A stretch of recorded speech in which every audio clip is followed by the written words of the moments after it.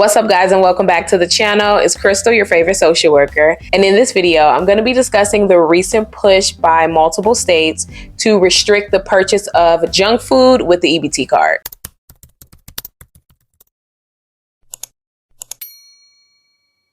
If you are new here, I have worked in the social service field for over 10 years. I also worked at the EBT welfare Medicaid office for over 6 years. I have processed hundreds of SNAP cases and spoke to hundreds of individuals and families on this program. In this SNAP series that I'm doing over here on YouTube, I tried to make the programs a little bit easier to understand, as well as let people know that receiving SNAP benefits or any other social service program is not a character flaw, and it is not something that you should be ashamed of. And it doesn't mean you're a bad person. Because there are so many changes right now that will affect SNAP and other social service programs, I try to make these videos in my spare time to keep you guys up to date on what's happening. And FYI, EBT and SNAP are the same thing, and I will be using those terms interchangeably throughout this video. Also, if you like videos like these and want to stay up to date on the changes that are happening with the SNAP program, make sure you hit that like button so that YouTube knows that you like this content. So, as of August of 2025, 12 states have had their waivers approved to ban certain junk foods from being purchased with EBT. So, how this works is, since the USDA has the final say-so on what can be purchased with EBT,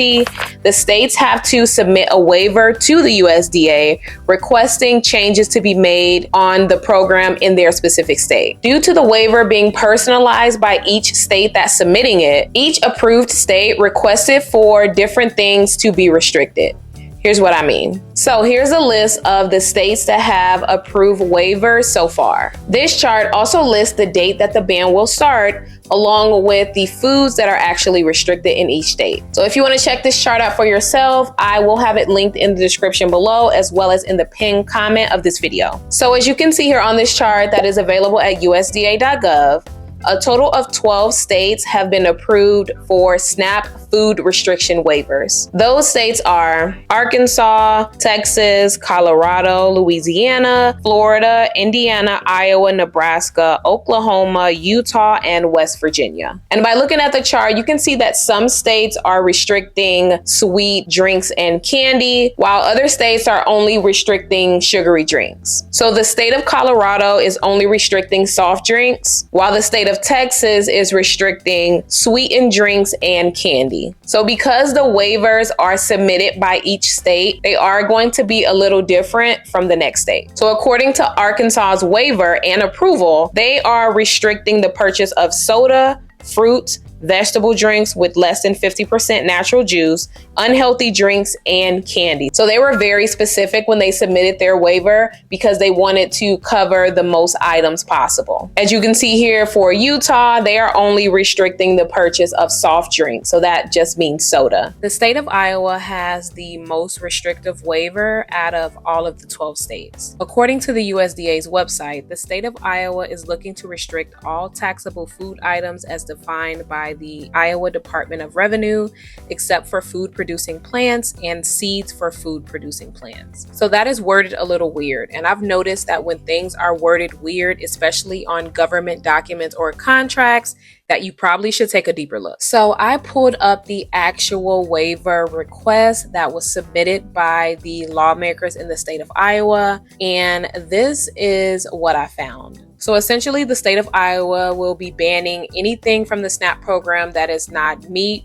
dairy, or bread. Here's a list of all the things that will be banned in Iowa, with an exception for the seeds for food producing plants. So they will be banning candy, candy coated items, and candy products, including gum, candy primarily intended for decorating baked goods, hard and soft candies, including jelly beans, taffy, licorice, and mints and breath mints. Dried fruit leathers, such as like beef jerky, other similar products prepared with natural or artificial sweeteners. Sweetened baking chocolate in bars, pieces, or chips. So for everyone out there like, oh, you can just bake the cookies, you can just bake the cakes. They're banning chocolate chips. Like, they won't even be able to buy chocolate chips. So what they're supposed to grow their own cocoa in their backyard. Like I'm trying to figure out how they're supposed to bake chocolate chip cookies without chocolate chips. They are banning fruits, nuts, and other ingredients in combination with sugar, chocolate, and honey, or other natural or artificial sweeteners in forms of bars, drops, or other pieces. So I'm assuming that that will be something like a trail mix.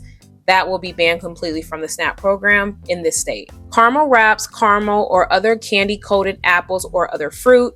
So around Halloween, when kids want like a candy apple or a taffy apple, they will not be able to get those on this program. Sweetened coconut. So the bag of coconut that you would use to put on the top of a coconut cake, you would not be able to buy that with the SNAP program in this state. Marshmallows, granola bars, unless they contain flour. Mixes of candy pieces, dried fruits, nuts, and similar items when candy is more than an incidental ingredient in the product. Ready to eat caramel corn, kettle corn, and other candy coated popcorn. So essentially that is everything that is not meat, dairy, or bread. Let's look at the beverages. Carbonated and non-carbonated soft drinks, including but not limited to. That is very important. That phrase is very important. Including but not limited to colas, ginger ale, near beer, root beer, lemonade, and orangeade. So with them saying including but not limited to, if they are banning lemonade, they are going to ban orange juice. Like it's the same thing. Like if they are banning lemonade, they're also going to ban orange juice. That's the reason why it says including but not limited to, because orange juice for sure will be included in this, because what's the difference between orange juice and lemonade? All other drinks or punches with natural fruit or vegetable juice which contain 50% or less by volume, natural fruit or vegetable juice. A typical example will be High C. So no more Capri Suns, no more High C, no more Hawaiian Punch. That will not be allowed on the SNAP program after January 1st, 2026 in the state of Iowa. Beverage mixes and ingredients intended to be made into taxable beverages, liquids or frozen, concentrated or non-concentrated, dehydrated, powdered, granulated, sweetened, unsweetened, seasoned, or unseasoned. So that to me says things like those little mixes that you would put in your bottled waters, Kool-Aid packages, anything like that that can be turned into a sweet drink. They will be banned in the state of Iowa after January 1st, 2025. Concentrates intended to be made into beverages which contain 50% less by volume natural fruit or vegetable juice. Sweetened naturally or artificially sweetened water. So here are my thoughts. While I am for all of us being more healthy and us being an overall healthier nation as a whole, I do not like the government telling people what they can and can't buy with their benefits. I feel like it's a slippery slope. And I feel like it's a little hypocritical, because there are plenty of our tax dollars that go to various things like wars and corporate welfare and many other things. And we don't get to have a say-so on how that money is spent. Once you pay your taxes to the government, you don't have control over how that money is spent. I know they like to give you the illusion that you do, but trust me, you have no control over how your tax dollars are spent. I'm calling BS. I don't think they give a fuck about the health of these kids. I just think that it is about control. It is about shame. It is about getting other people on board with the government to shame and demean the poor. There are hundreds of millions of dollars being spent on corporate welfare with little to no regulation on how that money is spent. Poor people has always been the government's punching bag, and this ban on junk food is no different. It makes people who are not on food stamps think that people who are on food stamps are their enemy, that they are the reason that their life is hard. When in reality, it is the top 1% who is hoarding all of the money from all of us. And let me tell you this, you have more in common with the poor family down the street that is receiving SNAP benefits than you ever will have with any billionaire. In my opinion, it has never been about left versus right, but rather about the elite versus everyone else. But a lot of y'all not ready for that conversation.